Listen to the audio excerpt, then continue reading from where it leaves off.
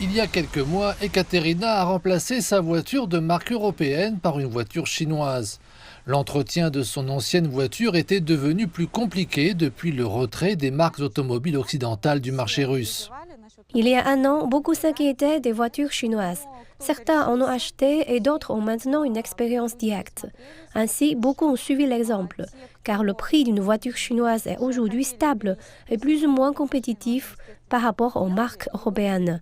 BMW, par exemple, est également représenté, mais son prix est très élevé. Après le lancement par la Russie de son opération en Ukraine, des entreprises allemandes, américaines, sud-coréennes et japonaises ont mis fin à leurs ventes, fournitures et services officiels.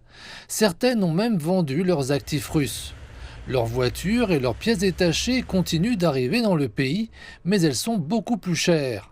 Les marques automobiles chinoises ont pris leur place, la part de nouvelles voitures chinoises dépassait 60% en 2023, soit près du double de l'année précédente. En février 2022, la Chine ne détenait que 9% des parts de marché. Les experts prévoient une nouvelle croissance en 2024, car les entreprises chinoises ont déjà exporté des volumes records de voitures vers la Russie. Il y a deux raisons principales. Premièrement, presque toutes les autres marques ont cessé leur livraison en Russie. Craignant des sanctions, les constructeurs coréens, japonais, européens et américains ont cessé leur livraison. L'approvisionnement ne se fait donc plus qu'à partir de la Chine. La seconde est qu'au cours des 5 à 7 dernières années, la qualité de la production automobile chinoise s'est considérablement améliorée.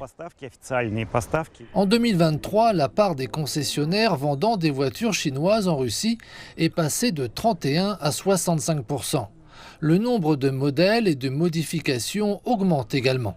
Certaines des usines qui étaient utilisées par des constructeurs automobiles occidentaux sont désormais occupées par des constructeurs chinois. Moscou encourage aussi la localisation dans l'espoir qu'elle contribuera à relancer l'industrie automobile russe. Le ministère de l'Industrie et du Commerce ainsi que le gouvernement stimulent et tentent d'assurer les importations et l'assemblage en Russie, puis espèrent les localiser. C'est une entreprise problématique en Russie, car il est très difficile de produire en Russie des composants qui seraient moins chers que ceux produits par la Chine.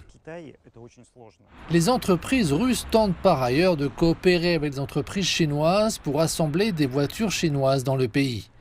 Moskvitch, une entreprise automobile de l'ère soviétique établie de longue date, a commencé à assembler des voitures chinoises sous sa propre marque.